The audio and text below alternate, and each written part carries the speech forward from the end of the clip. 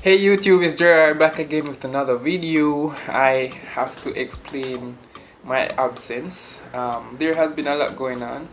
Alright, I went to St. Anne for a little while, and then when I came back, had a lot of things to sort out, and then there has been some noise pollution, so I haven't been able to record for a while. And as you can tell, I use the natural lighting for my videos, so when it's nighttime I won't be able to record because it's artificial lighting, and I just don't like how the lighting is, right? So but a lot of people have reached out to me and asked me what go on with the videos and all of that, and I really appreciate that. It shows that I have been providing some value with the videos that I've made so far, so really appreciate that. But I'm back on the mission, and today's video is going to be on why I am always so calm.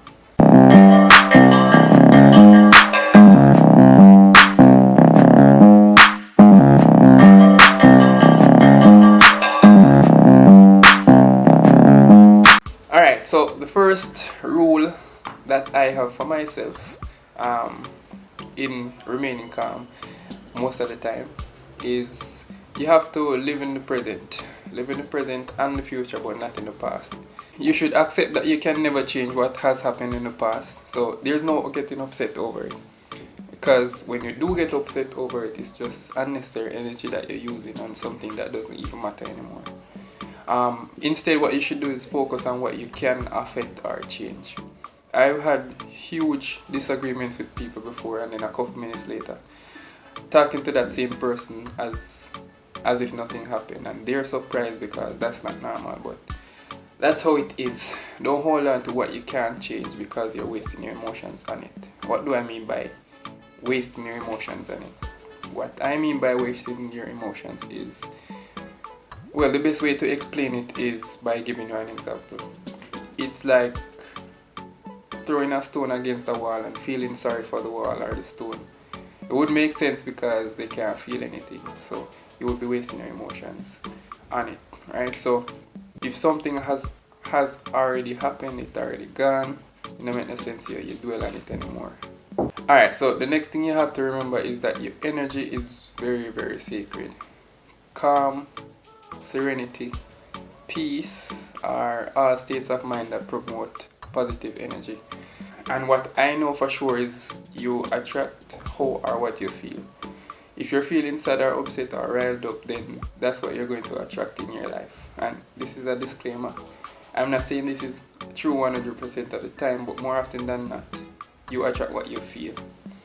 Alright, so if you want to live a positive life and experience less negative emotions, then you have to not only think positive or say positive things, but you have to also, and I think this is the biggest one of all, you have to feel positive, because if this is not in sync, it throws off everything else. Right? You can't be saying I'm the most powerful person I know, and then at the same time you're scared to do what you know you should do.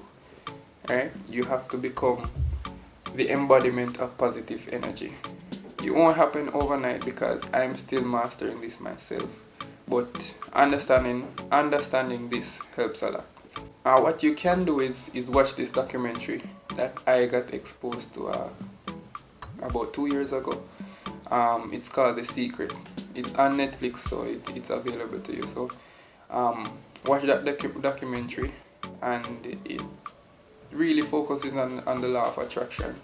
Right? So comment below and let me know if you have watched this documentary before, and if you haven't watched it, head over there right now. I know a lot of people have Netflix, but they use Netflix for the wrong reasons. This is one of the good things that are on Netflix, and one of the things that isn't a complete waste of time.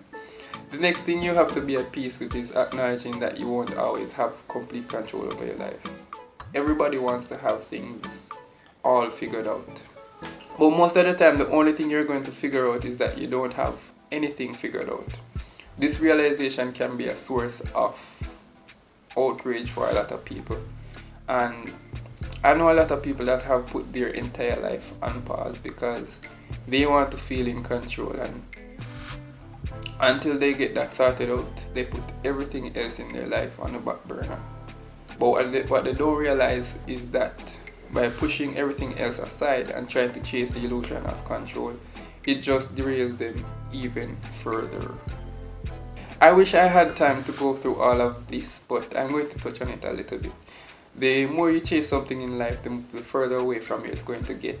So if you can't control, if you chase control, it's only going to run from you, and your mind is going to inflame that feeling that you aren't in control, and then you're in this never-ending spiral of losing the battle for control. So just chill and accept it. You won't always be in control of what's happening in your life, and COVID should be the greatest example of this. Nobody expected it to be here and for this long, but the longer it stays, the more things are going to change, and what was normal before won't be next year. Nobody has any control over that.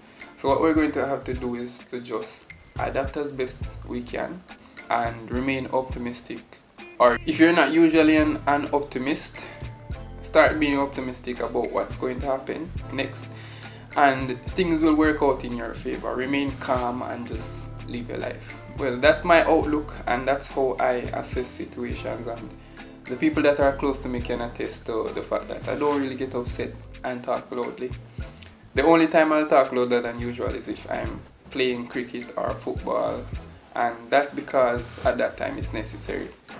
Don't forget to share this video. If you know someone that gets upset easily, share this with them, and if you know someone with a calm nature, share it with them also, and let me know if they're in agreement with how I view things.